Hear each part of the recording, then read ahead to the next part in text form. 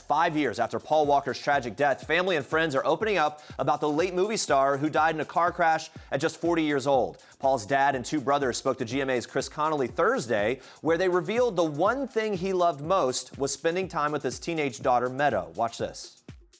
He loved her. He was so proud of her.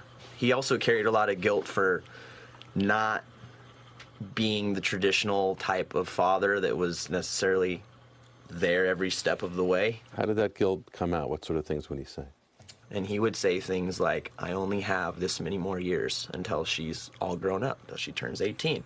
He had signed on to do another 3-movie deal, and then got the news that she was going to come live with him, and he went immediately to go get himself out of it, but it was just beyond that point of no return, and it crushed him.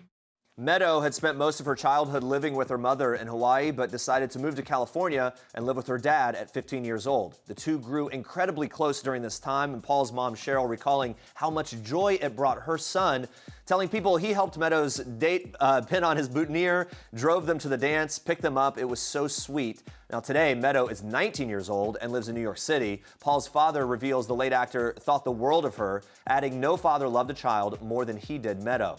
The grieving dad also got emotional while speaking about his late son, telling GMA what he thinks of him and how often he thinks of him. Watch.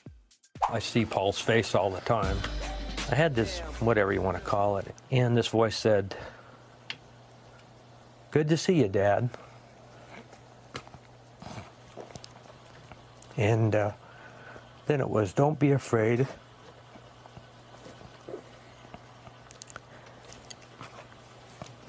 It's your son, Paul." Crazy, but I think of that, and it makes me feel good. Just a heartbreaking moment there. The documentary I Am Paul Walker premieres August 11th on the Paramount Network.